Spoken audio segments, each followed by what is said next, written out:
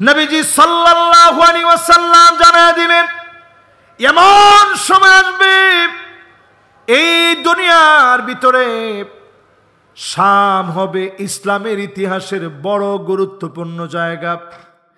যেই জায়গার ভিতরে সাদা গম্বুজওয়ালা মসজিদে ঈসা আলাইহিস সালাম আসবেন, দুজন ফেরেশতা ডানার মধ্যে বর করে অজুর পানিগুলা শরীর থেকে টপ টপ করে পড়বে। দুই টুকরা কাপড় পরে, ইহরামের কাপড় কয় টুকরা?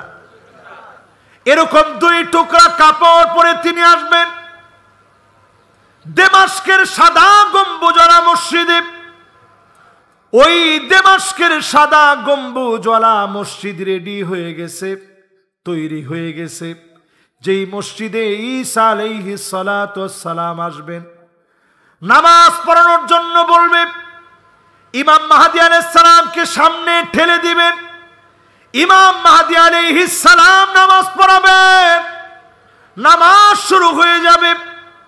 নামাজের সালাম ফিরানোর পরে দেখবে এই বরকতপূর্ণ জায়গার ভিতরে দাজ্জাল তার ৭০,০০০ বাহিনী নিয়ে আসছে। দৌড়ানো শুরু হবে, এদিক সেদিক যাবে।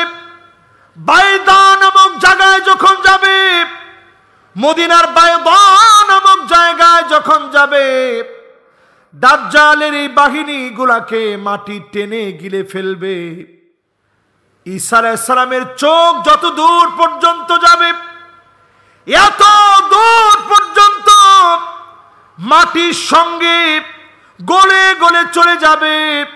নিঃশ্বাস যত দূর পর্যন্ত যাবে, লবণ যেমন পানির ভিতরে ছেড়ে দিলে লবণ যেমন গলে নিচের দিকে চলে যায়, এমন দাজ্জালের সব বাহিনীকে যিনি গলায় দিবেন তিনি কে? বাকি থাকবে শুধু দাজ্জাল। বাবুল লুদ বর্তমানে সবচেয়ে একেবারে এত পরিমাণ প্রযুক্তি সেখানে ব্যবহার করা হয়েছে।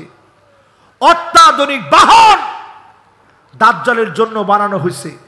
নবীজি বলছে দাজ্জালের বাহন হবে বড় গাধার বিরাট কানওয়ালা। কানটা খাড়া করে শোনেন, রাসূল সাল্লাল্লাহু আলাইহি ওয়াসাল্লাম এটা রূপক অর্থে বলে গেছেন। গাধার কি আবার বিরাট কান হয় নাকি? গাধার কি হাতির মতো কান হয়? গাধার কান কদ্দুর?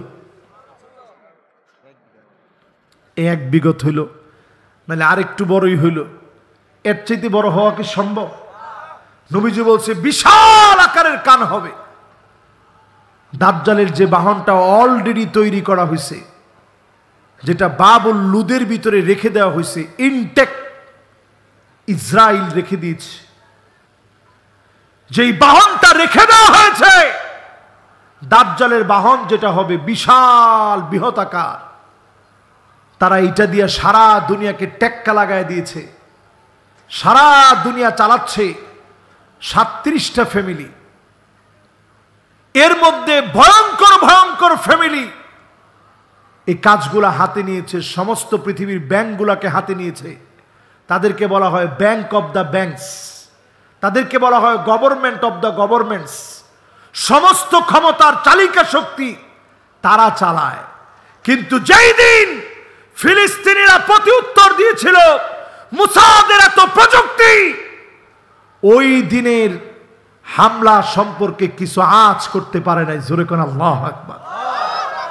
আবার ঠিক আমার দেশের ৫ তারিখে যে গণবিপ্লব হবে, মোসাদ আর র মিলে এই হামলা সম্পর্কে, এই বিজয় সম্পর্কে কিচ্ছু বুঝে নাই।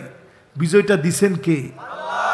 এই ৮ ডিসেম্বর সিরিয়ার বিজয়, হঠাৎ করে যে ক্যারিসমেটিক বিজয়টা আল্লাহ দিছেন, এই বিজয়েও মোসাদ কোনো ভূমিকা নিতে পারে নাই, বলতেও পারে নাই। হঠাৎ করে আল্লাহ পাক এই বিজয় দিয়ে দিয়েছেন। জোরে করে আল্লাহু আকবার। এখনকার সব বিজয় হবে এরকম টপাটপ, হঠাৎ করে বিজয় হবে, চিন্তা করতে পারবেন না।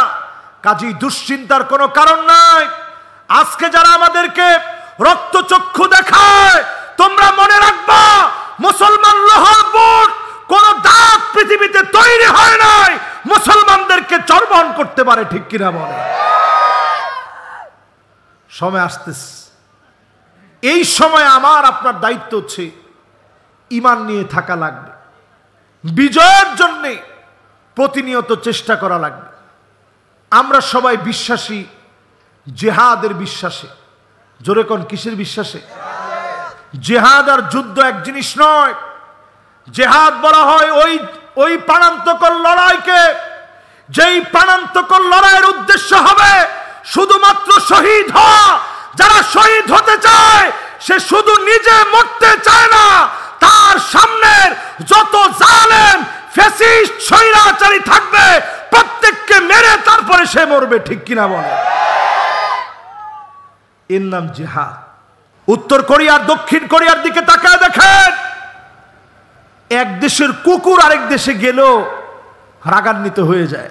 আমি দক্ষিণ কোরিয়া নিজে সফর করছি, জুনুব কোরিয়ায় নিজে সফর করছি, তন্ন তন্ন করে এদিক সেদিক ঘুরছি। এই কিছুদিন আগে আমার সেখানে সেমিনার ছিল, মাহফিল ছিল।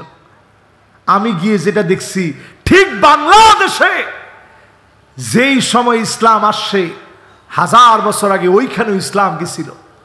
শুধু খাদ্যাভ্যাসের তারা সেই সময় বেজি, সিকা, গুইল, সাপ এগুলো সব খাইতো।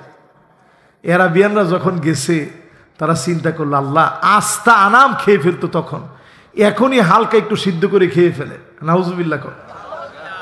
আমি তো গিয়ে অবাক যে আল্লাহ এরা বাসে কেমনে, তারা কাঁচা কাঁচা সব খেয়ে ফেলে, যা আছে যেটা আপনি চিন্তা করতে পারবেন না সব খায়। তো আরাবিয়ানরা যখন গেছে তারা চিন্তা করলো এদের এখানে টিকা যাবে না।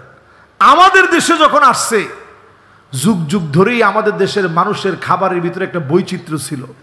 তারা প্রথমে নামছে কক্সবাজারে, নাইমা দেখে সেখানে খাবারের বৈচিত্র্যের শেষ নাই।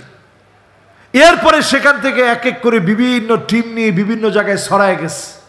আমরা একটা ভুল কথা বলি, আমরা মনে করি তারা বাংলাদেশে আসছে ব্যবসা করার জন্য না, তারা আগের দিনে দাওয়াত দিতে এসে পরে ব্যবসায়ী হয়েছে, নাহলে চলবো কি দিয়ে। কুমিল্লার ভিতরে যখন তারা ঢুকছে, লোকদেরকে ডেকে বসে কুম লিল্লাহ, আল্লাহর জন্য দাঁড়ায় যাও। কুমিল্লার লোকেরা চিন্তা করছে সুবহানাল্লাহ, খারাপ না তো কথাটা, কুম লিল্লাহ, আল্লাহর জন্য দাঁড়ায় যাও। যতটুকু পারছে মিল জিল দিয়া তারা বানাই দিছে কুমিল্লাহ। আরে কথা কয় না। এরপরেও কুমিল্লার লইয়া যদি আপনার এত সংশয় থাকে, আপনি সব হতে পারেন, মুসলমানদের প্রতিনিধিত্ব আপনি করতে পারেন না, ঠিক কিনা বলে? এবার আমার সামনে যারা বসছেন একটু চিন্তা করে ভেবে চিন্তে আজকের এখান থেকে উঠবেন। সময় আমাদের জন্য যতটুকুন আছে শুধুমাত্র আছে এই কোরআনকে প্রতিষ্ঠা করার জন্য, ঠিক কিনা বলে?